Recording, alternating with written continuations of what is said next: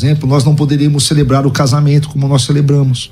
Na Bíblia tem casamento, como nós celebramos, dentro da igreja, realizado por um pastor? Não existe na Bíblia. Mas todas as igrejas que dizem cristão não pode celebrar o Natal, celebram casamento. A noiva entra de branco, vestida com flores, adornada com flores, num tapete vermelho, cercada de flores, porque era assim que as cortes europeias pagãs celebravam os casamentos diante dos sacerdotes da deusa Ostara, porque era a cultura europeia. Quando esses povos foram cristianizados, eles ressignificaram toda a simbologia e começaram a fazer os casamentos segundo o cristianismo. Isso acontece sempre. Vou dar outro exemplo. A estrela de Davi presente na bandeira de Israel, que tantos cristãos gostam, decoram a igreja, não tenho nada contra. Quando eu era adolescente eu tinha um brochinho com a bandeira de Israel. Essa estrela, a estrela de Davi, ela existe antes até de Abraão. Quer ver um outro exemplo de origem pagã? A prática do dízimo. Por que Abraão dá o dízimo a Melquisedeque? Porque os povos daquela época, cananeus, todos os povos da época, tinham o costume do macer, que era separar 10% do que eles produziam e dedicar às suas divindades. Então, muitos costumes de origem pagã estão presentes na Bíblia de forma ressignificada. Quer ver um exemplo? Por que Jesus pregava na sinagoga? Não tem sinagoga no Antigo Testamento. Moisés não mandou fazer sinagoga. Por que Jesus pregava na sinagoga? Porque os gregos se reuniam na eclesia. A palavra eclesia, que deu origem ao que nós falamos igreja, vem da cultura grega pagã. Os gregos se reuniam na eclesia, que era quando nas polis, que eram as cidades, eles se reuniam para discutir os problemas da república, res pública, coisa pública. O nosso formato de culto, inclusive, por exemplo, o irmão da Assembleia de Deus. Na Assembleia de Deus não tem o costume dos líderes sentarem no púlpito, nas cadeiras, atrás do pregador. É um costume pagão, não é um costume... Inclusive Jesus em Mateus 23 disse que não era para fazer assim, porque os fariseus faziam assim. Se nós usarmos o argumento da origem pagã como algo para dizer que isso é proibido, que Deus não se agrada, a gente vai ter que dizer então que Jesus Cristo desagradou Deus Pai, porque Jesus Cristo leu a Torá dentro de uma sinagoga, e a origem da sinagoga é greco-romana. Se você estudar primeiro assim, o judaísmo, ele nunca foi monolítico. O judaísmo passou por várias reformas durante todo o Antigo Testamento. Durante o período entre Macabeus e João Batista, ali aqueles 400 anos de silêncio profético, quando Malaquias escreve o livro de Malaquias e depois inicia Mateus, naquele período de 400 anos, a influência helênica sobre o judaísmo foi enorme. O judaísmo de Jesus tinha muitos elementos gregos e romanos, porque os judeus tinham absorvido costumes pagãos. Quando Jesus nasce e começa o seu ministério em contexto judaico, ele nunca se preocupou com isso.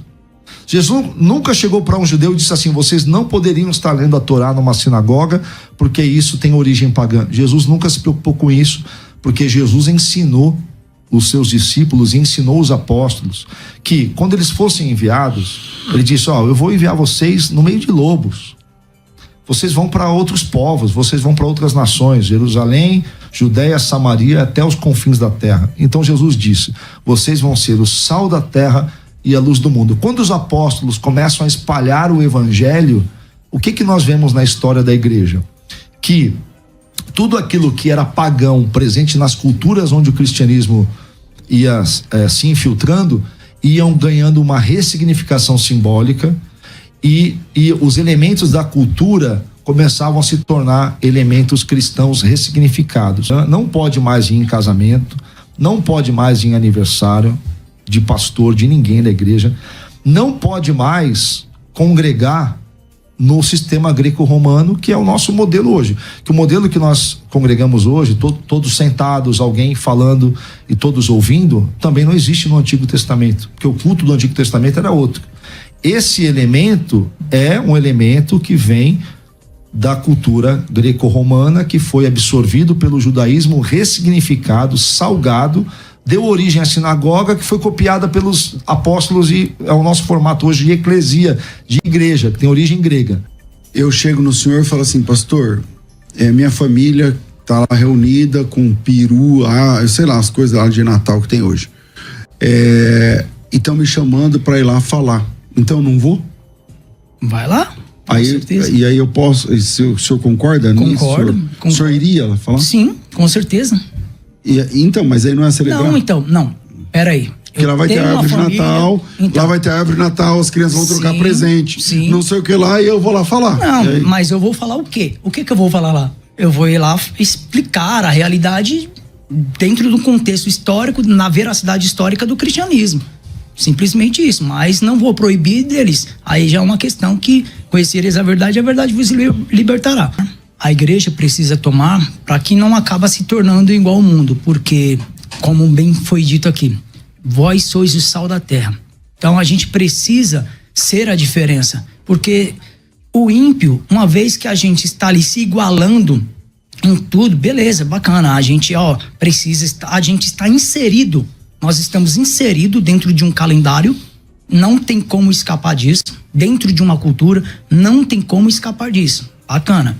Mas se em tudo a gente for parecer com o mundo, que proveito de salvação há? O ímpio certamente vai olhar e vai falar, para que eu vou ser cristão? Para que eu vou servir a Deus se os cristãos fazem de tudo? Então, de uma certa forma, é os cuidados que a gente precisa ter. Então, não tem como. Como é que eu vou ensinar isso? Que é o nascimento de Jesus, ou é a festa do aniversário dele? Sendo que não é verdade.